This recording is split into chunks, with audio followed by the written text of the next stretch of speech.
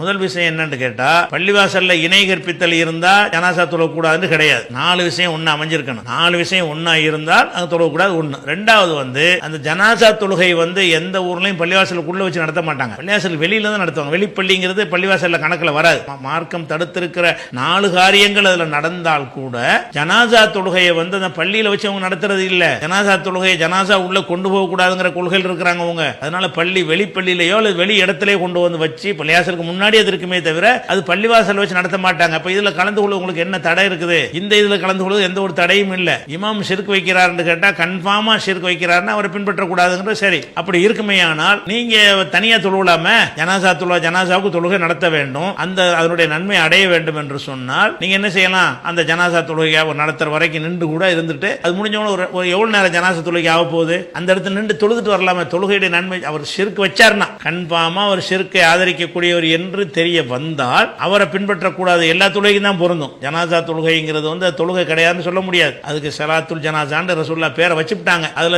தக்பீர் கட்டுறது சலாம் கொடுக்கிறது தான் தொழுகைக்கு அடையாளம். தக்பீரை கொண்டு ஆரம்பிக்கணும், சலாத்தை கொண்டு முடிக்கணும். ரெண்டும் அதுல இருக்கிறது. அப்படி இருக்கிறதுனால அது தொழுகை தான். அந்த ஷிர்க் வைக்கிற ஆளை பின்பற்றக்கூடாதுங்கிற கரெக்ட் தான். ஆனா ஷிர்க் வைக்கிறது என்ன செய்யணும்? துல்லியமா தெரியணும். ஷிர்க்கை நியாயப்படுத்தி ஆமான்னு சொல்லி உறுதிப்படுத்தக்கூடிய ஒருத்தராக இருந்தா தான் அது ஷிர்க் வைக்கிறவர் ஆவார். நீங்க அவர் விளங்காம சிலை செஞ்சாருன்னா ஷிர்க்ல மூழுது வராருங்கிற மூழுதுக்கு அர்த்தமே தெரியாது. அப்படி ஒருத்தர் ஓதுறாரு, ரசூலுல்லாஹ் புகழ்றோம் நினைச்சிட்டு ஓதுறாரு. இல்ல அவங்க அல்லாஹ் ஆக்குற ஒரு விஷயம்லாம் இல்ல, சும்மா ரசூலுல்லாஹ் பாராட்டுறோம் அப்படின்னு நினைச்சுக்கிட்டு ஒருத்தர் ஓதுறாரு. அப்ப அவர் ஷிர்க் வச்சு ஆரம்பிங்களா?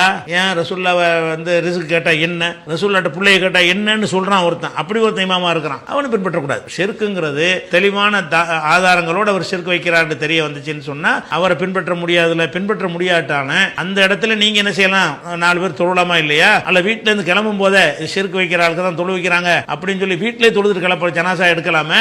ஜனாசாவில் தொழுகிற பாக்கியத்தை எதுக்கு நீங்க இழக்கிறீங்க? ஜனாசாவுக்கு நிறைய மக்கள் கலந்தா நன்மை இருக்குங்கிறாங்க, நிறைய பேருடைய துவாக்கள் அது கிடைக்கும்ங்கிறாங்க. அந்த மாதிரி எல்லாம் ஒரு நன்மையான காரியம், 2 கிராத் நன்மை கிடைக்கும்ங்கிறாங்க. அப்படியான ஒன்றை இந்த ஷிர்க் வைக்கிற இமாமின் காரணமாக அது கிடைக்காமல் போகும் என்று இருந்தால் நீங்க என்ன செய்யலாம்? ஜனாசாவை கிளப்பும் போதே வீட்டில இருந்து என்ன செஞ்சிடலாம்? வீட்டிலேயும் ஜனாசா தொழுகை ரசூலுல்லாஹ் தொழுது இருக்கிறாங்கல்ல. அந்த உம்மு சுலைமுடைய பிள்ளை இறந்து போகும்போது அந்த வீட்டில் போய் தான் தொழுவாங்க. வீட்டுக்குள்ளேயும் ஜனாசா தொழுகலாம். வீட்டிலே தொழுதுட்டு போங்க, தொழுதுவிட்டு கூட கபரிஸ்தானுக்கு போங்க. அவங்க போய் தப்பான முறையில் தொழுகிறாங்க, நான் கரெக்டான முறையில் தொழுதுவிட்டு நாங்க நான் இந்த பக்கம் கபரிஸ்தானுக்கு போறோம், நீ பள்ளி தூக்கிட்டு போ அப்படின்னா உங்களுக்கு அது நன்மை கிடைச்சிடும். மையத்துக்கு அதிகமாக பயன் தரும் என்ற காரணத்துக்கு தானே ஜனாசா தொழுகையை மார்க்கத்தில் உண்டாக்கி இருக்கிறது. அதை நீங்க செய்யணுமா இல்லையா? அதனால அவங்க சரியான முறையில் செய்யலன்னு உங்களுக்கு தெரிய வந்தால் குளிப்பாட்டிட்டு தூக்கிட்டு தானே போவாங்க. அங்கனுக்குள்ள ஒரு 5 நிமிஷம் வீட்டில் இருந்து அந்த ஜனாசா தொழுகை முடிச்சுட்டு நீங்க பாட்டு கபரிஸ்தானுக்கு போங்க. ஜனாசா தொழுகை எதுக்கு விடுறீங்க? அந்த கட்டாயம் கிடையாது தான். அந்த நன்மை இழக்கிறமா இல்லையா? அப்படி விளங்கிக்கணும்.